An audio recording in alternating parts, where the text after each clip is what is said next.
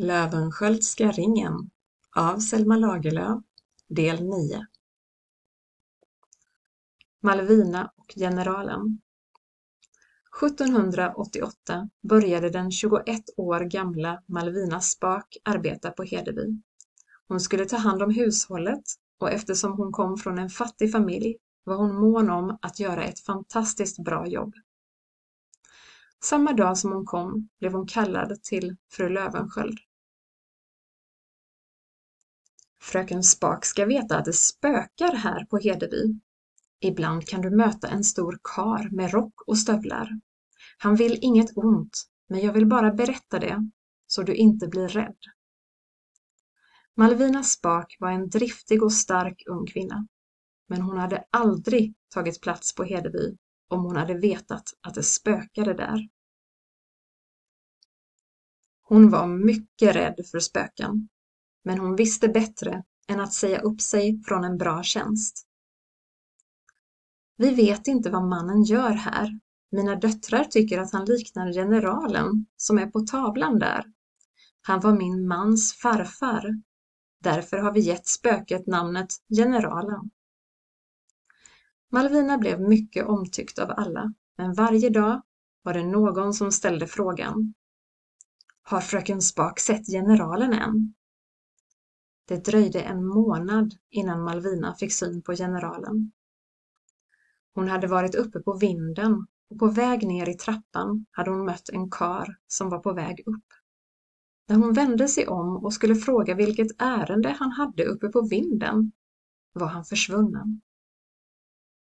Malvina undersökte alla vrår på vinden innan hon kom på hur det hängde ihop.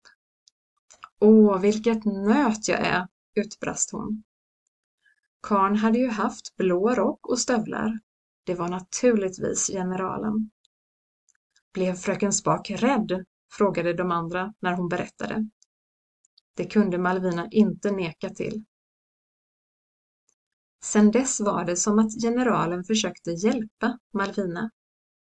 En dag var det en stor bjudning på Hedeby och det var fröken Spaks uppgift att övervaka matlagningen och dukningen. Allt skedde exemplariskt och fru Löwenskiöld berömde fröken Spak och sa att det inte kunde ha varit bättre.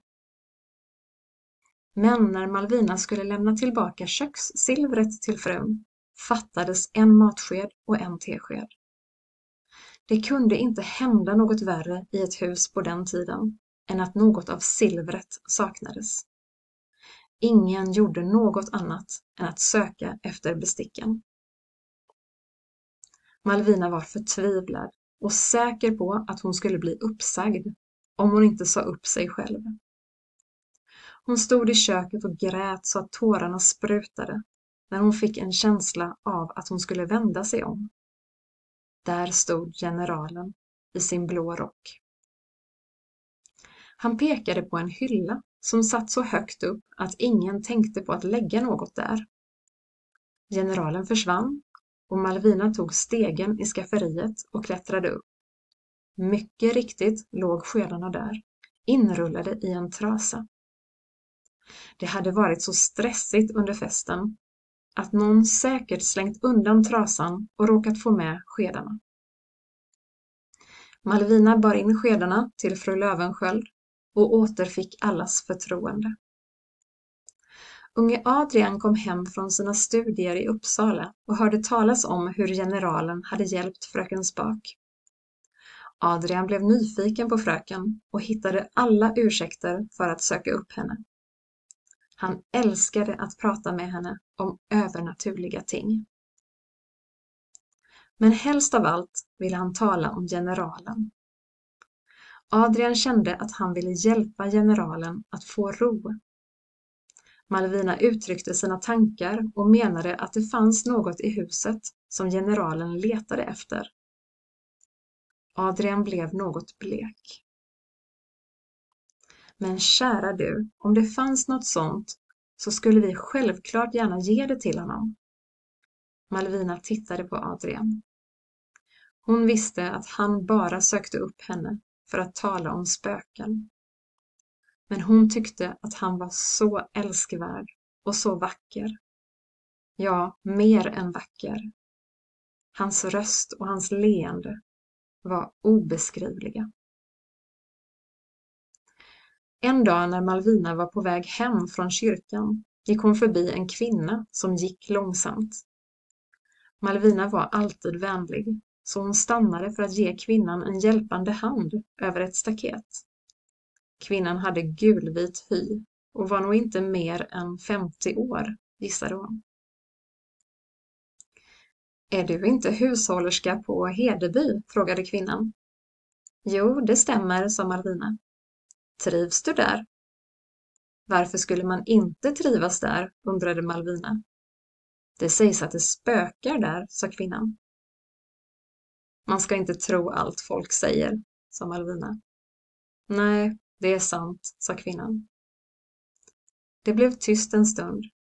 Det märktes att kvinnan ville säga något. Stanna inte för länge på Hedeby, sa hon. Generalen kommer inte att ge sig förrän han får det han vill ha.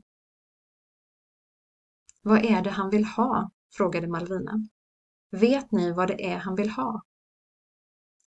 Det är bäst att fröken ingenting vet, sa kvinnan. Och därefter var hon försvunnen. På eftermiddagen lät Malvina Adrian få veta vad kvinnan hade sagt.